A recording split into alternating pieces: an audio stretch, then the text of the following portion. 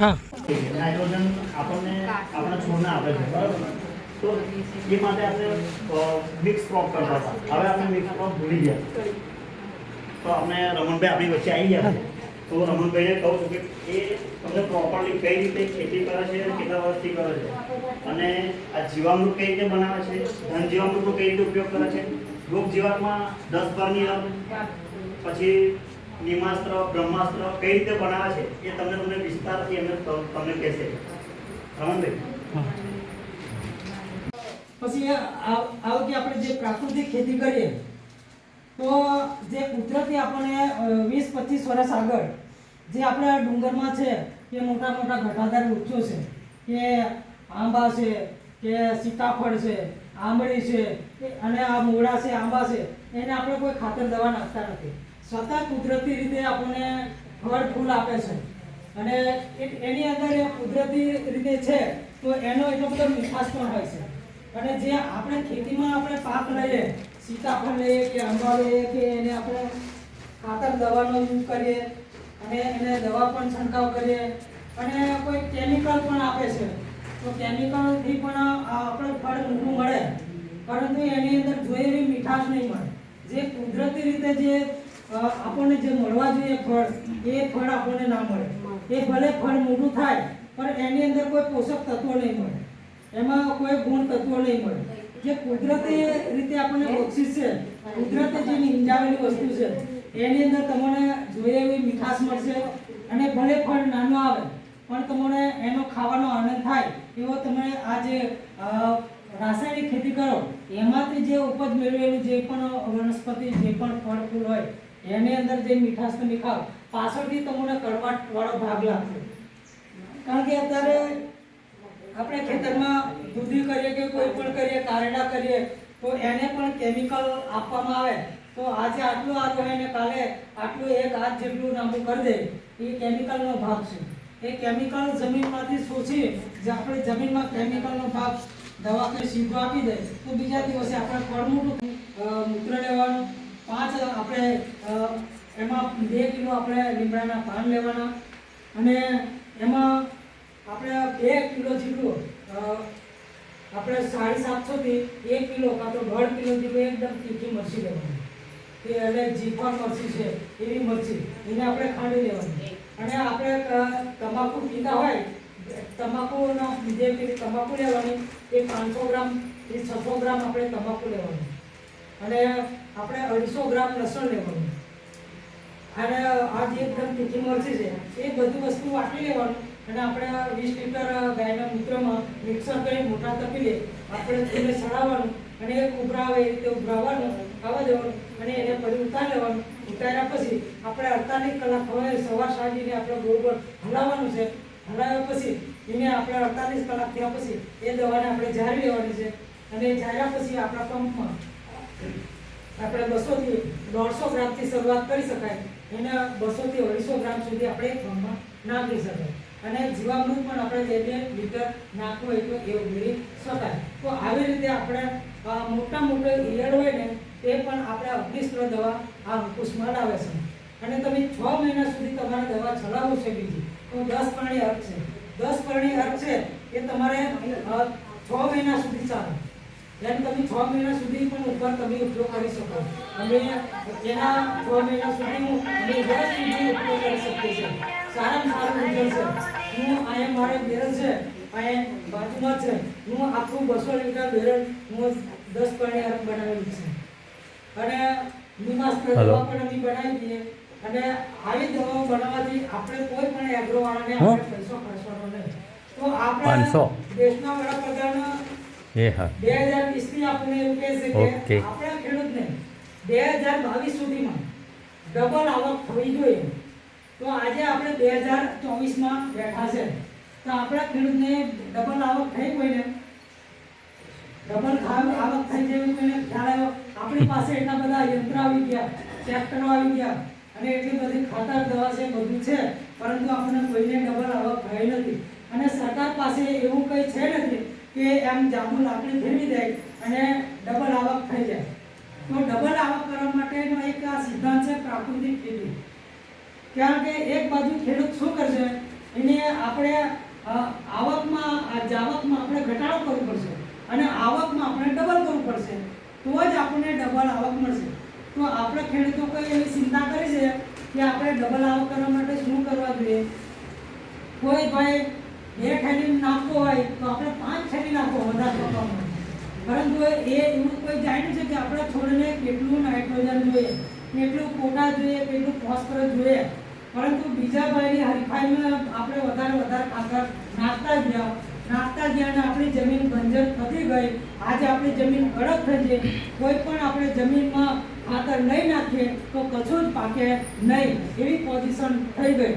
હવે આપણે કદાચ જાણતા થયા અને કદાચ તાલીમ લીધી કે હવે આપણે પ્રાકૃતિક ખેતી કરવું છે, પરંતુ આપણી જમીન માતા છે, આપણી જનેતા છે, એનો આપણે ધામણ ધાવ્યો છે. એને આપણે જોઈએ એટલું માતા એવું નહીં કહેતી કે તમે ઝેર કેટલું નાખો છો અને જેને છોડને કેટલું જોઈએ છે, આપણે એના કરતાં વધારે પ્રમાણમાં આપણે ઝેર નાખી દીધું છે. તો આપણે જે એ માતાનું આપણે ધાવણ ધાવીએ છીએ, તો આપણે જાતે ઝેર નાખ્યું છે, તો માતા આપણને કોઈ દિવસ અમૃત નહીં આપે.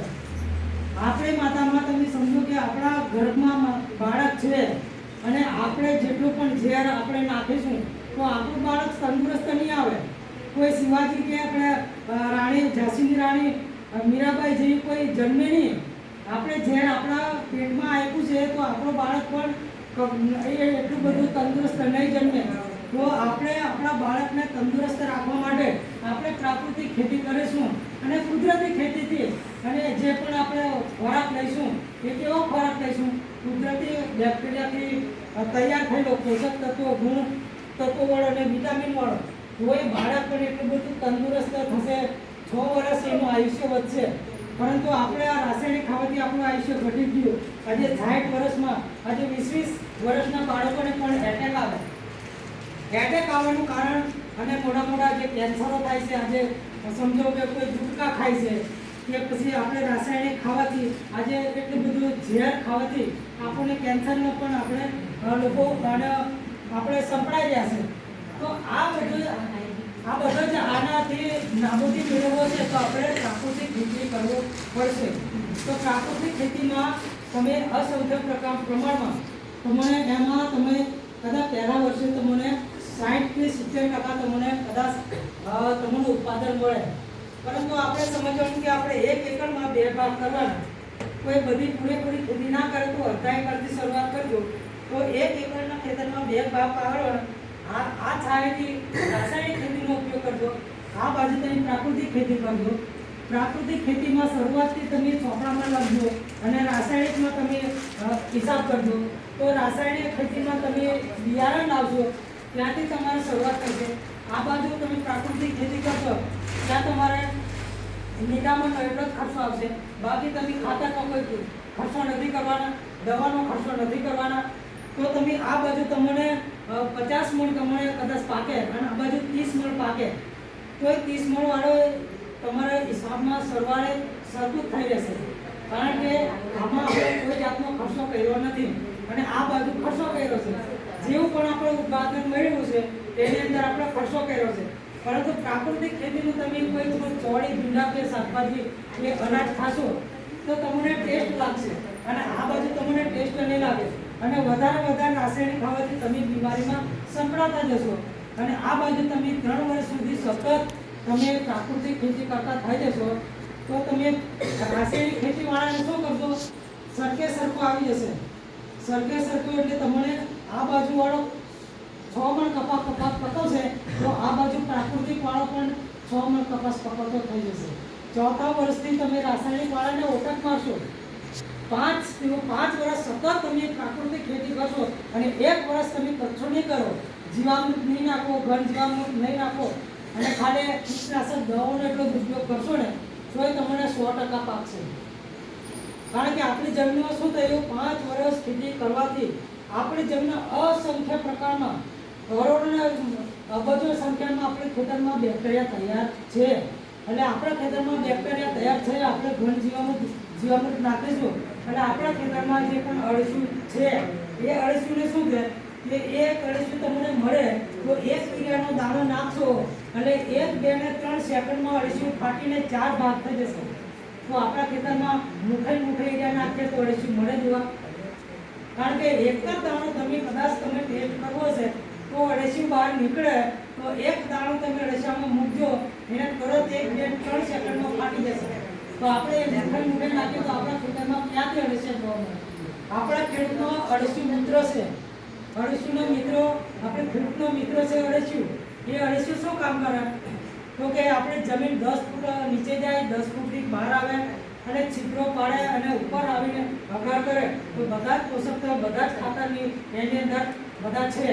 તો એ અળસિયું એટલું બધું કામ કરે પણ આપણે રાસાયણિક ખાતર દવા નાખી આપણે અળસિયુંનો નાશ કર્યો. કાં તો અળસિયું આપણે જમીનમાં શુષ્ક વ્યવસ્થામાં 10 થી 15 ફૂટ નીચે સમાધિ વ્યવસ્થામાં હશે. તો તમે જીવામૃત નાખશો ઘન જીવામૃત નાખશો આ પ્રકારની ખેતી કરશો અને એને એવું લાગશે કે અળસિયુંને કે મારો માલિક હવે કુદરતી ખેતી કરી રહ્યો છે ગાય આધારિત ખેતી કરી રહ્યો છે તો અળસિયુંને એવું લાગશે કે મારા મિત્રને મારે એનો સહયોગ કરવો પડશે તો અળસિયું તરત બહાર આવશે એટલે કાણો ઉપર પાડીને આવશે ફરી પાછું બીજું કાણું પાડી જશે અને 10 ફૂટ સુધી આપણી જમીન પહોંચશે. જેવો વરસાદ પડશે તો એ પાણી ક્યાં જશે? આ બધા છિદ્રો પાડેલા હશે તો 10 ફૂટ સુધી આપણું પાણી શોષાઈ જશે. અત્યારે મારે આ જમીનમાં ઉપરથી પાણી આવે ને તો પાણી આગળ જતું નથી. આ ભરાઈ જાય પણ પાણી શોષાઈ જાય અને રાસાયણિક ખેતરમાં જેવું પાણી પડે એવું પાણી મીન ચાલ્યું જાય. કારણ કે આપણી જમીન કેવી છે? ઓછી છે. આપણી જમીન બેક્ટેરિયા વાળી છે, અળસિયા છિદ્રો પાડેલી છે અને એ પાણી અંદર ઉતારી દે 10 ફૂટ સુધી. અને રાસાયણિકમાં જેવું પાણી પડે એવું ચાલ્યું જાય એની અંદર કોઈ પાણી ઉતરતું નથી. અને જે પ્રાકૃતિક ખેતી કરીશું એટલે જમીન આપણી કેવી થશે? ઉપજાઉ થશે, ઓછી થશે. તમે હાથથી લાકડું ફેરવવાનું જે તમે હાથે ફેરવો તમે તો હાથે કલગીઓય મારે છે અને પાયોય મારે છે. હાથથી ફેરવવાના યંત્રો તમે ફેરવશો પણ એ જમીન કેવી હશે? ઓછી હશે તો જ ફેરવી શકીશું. કડક હશે તો આપણથી ખેંચાય નહીં. અને આ પ્રકારની ખેતી કરીશું તો આપણી જમીનમાં 1 એકરમાં આપણે કેવું કે ખેતી કરવું પડશે? આપણે પંચસ્તરીય મોડલ એટલે મિક્સ પ્રકારની ખેતી કરવું પડશે. મિક્સ પ્રકારની ખેતી કરવા માટે શું કરવું પડે? મિક્સ પ્રકારની ખેતી કરવા માટે આપણે બળદની જરૂર પડે કાં તો આપણે હાથે આપણે આ જોતર કામ આપણે જાતે કરવું પડે. કારણ કે હવે આપણે સીધા જ શું કહ્યું કે આપણે ટ્રેક્ટરથી ખેતી કરતા થયા અને લોકો હવે શું કર્યું 3 કળવનો ગાળો રાખે કાં તો 4 કળવનો ગાળો રાખે અને મરતા ગાળા રાખે કારણ કે ટ્રેક્ટર સરખું જોઈએ. તો આપણે વચ્ચેની જમીનમાં શું થયું તો કોઈ આપણે પાક લેતા નથી. આપણે દિવેલા કરીએ કે કપાસ કરીએ કે જે કરીએ તે મગતો ગાળો રાખીએ કારણ કે ટ્રેક્ટર સરખવા જોઈએ.